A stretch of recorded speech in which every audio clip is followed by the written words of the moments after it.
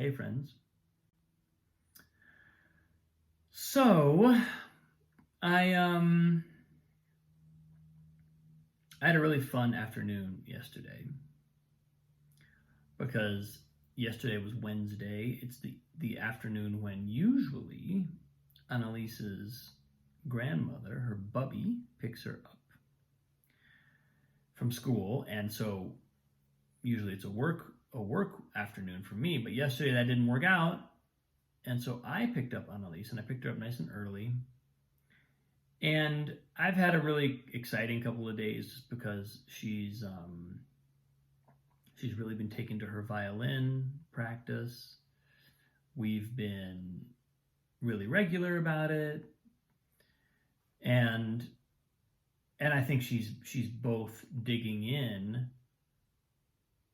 and also she's both letting me have a little more input. Like, we're kind of finding our way with, like, how much do I get to have input and how much is this hers. And to her credit, for a 4-year-old, she really knows how to say, this is mine. Like, I want to do this on my own. And as the professional musician parent, I have to be real gentle. I have to make space for that, because of course I have thoughts about what we could be working on. But I have to say, like, it's even as I just reflect on the past few weeks there's just kind of this negotiation of, like, how much, and she's super sensitive. So if all I have to do is say something, make a suggestion, even when I frame it in the affirmative, for something she could be paying attention to. And it kind of depends on the moment. Some moments she'll take it on. Other moments she's like, get away from me. I'm doing this my way right now. And, as somebody who obviously knows how deep and sensitive that musical universe is, and how much it affects us, and how our self criticism or self evaluation can really get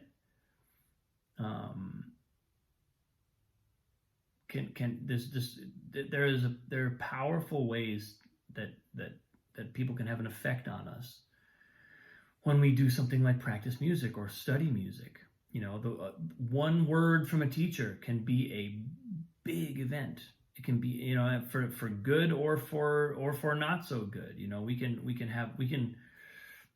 We can go through a very powerful emotional experience just because of how someone that we respect responds to our playing, to our practicing, whatever it is. So I think I'm appreciating that and trying to be as conscious as I can of that. And at the same time, really appreciating that my daughter has this willingness to claim it for herself. She's willing to say, no, I don't want you to tell me how to do this better right now. I want to do it the way I want to do it. I want to break all the rules, basically. And so, as part of that, I picked her up yesterday, and we had a little bit of a short practice session in the morning, so I was kind of hoping that we might slip in a little more time in the afternoon, which she was up for. But we got home, and instead of suggesting that we go play violin, Annalise went to the dining room table and she sat down and starts drawing. She starts just drawing. She wanted some markers. She went and grabbed a ream of paper out of the printer and just started drawing. And I was like, okay. So I sat at the piano, and I had a beautiful little practice session. Not long, maybe 20 minutes, 25 minutes at the most. But I just, and then I noticed, Annalise was working on the dining room table, which is kind of around the corner from the piano.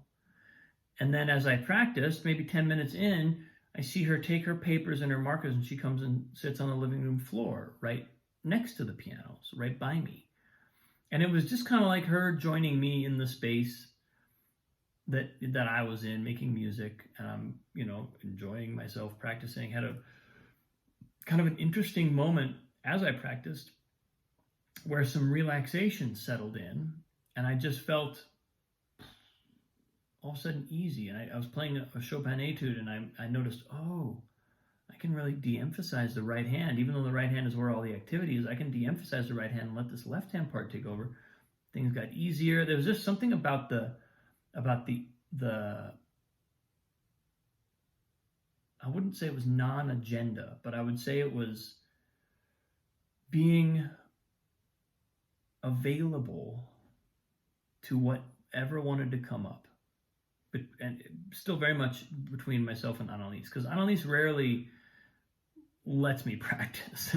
If it's the two of us hanging out, she wants my attention on her. Usually, not always, but most of the time. So this is almost kind of like a little charmed moment when I get to go to the piano and kind of do my own practice, and she's in the space and we're sharing it. And then after about 20, 25 minutes, she came over and stopped me and said, "Papa, can we go play violin now?" I said, "Sure, let's go play violin." So we went in and we did some violin practice. And something just registered in me, because I've been looking at my own practice, looking at my own music making, and kind of discerning what that's about. And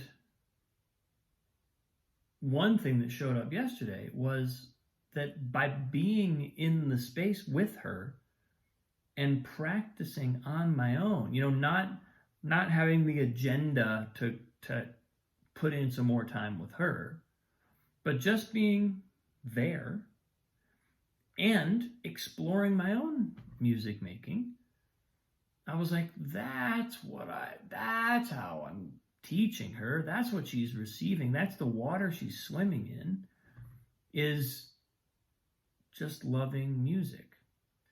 And it stitched together for me again. I've had I had thoughts to this effect a number of times, many times over the last several months. And it stitched together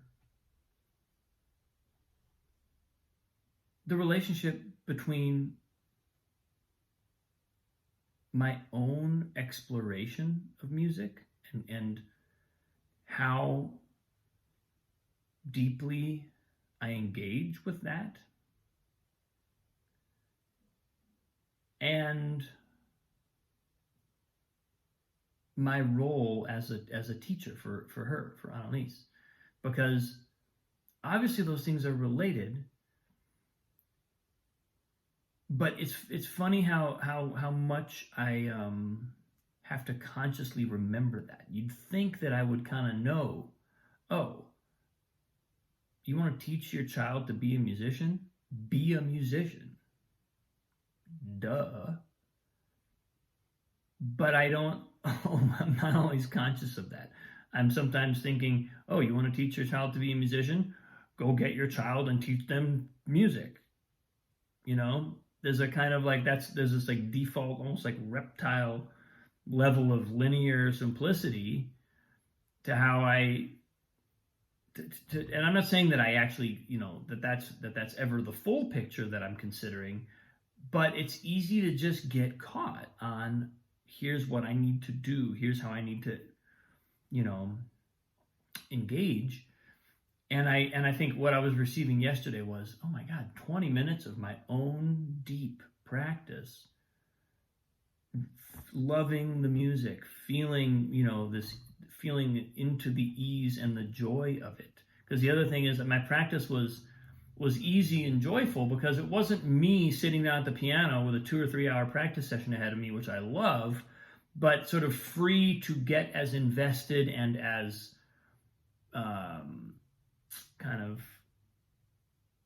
to go all the way down the rabbit hole. My daughter's in the room, so I knew at any moment she could grab me, and that would be it. So I was just I was very in the moment as I practiced.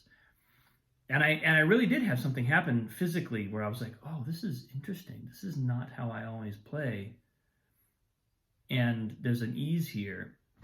And then I watched it attract her over to the space. And then she eventually was asking me if we can go play violin together.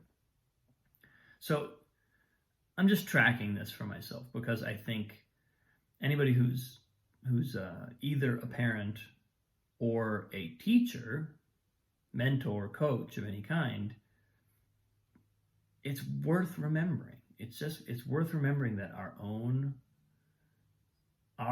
journey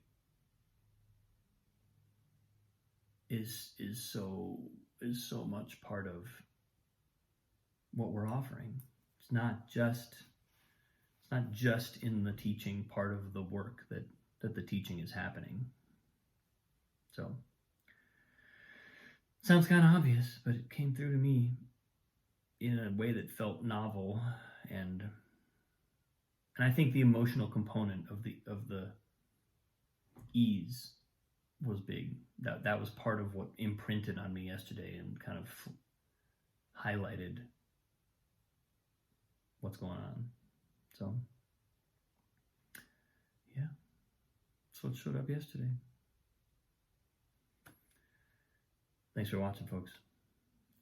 Much love. Have a wonderful day. I'll see you tomorrow.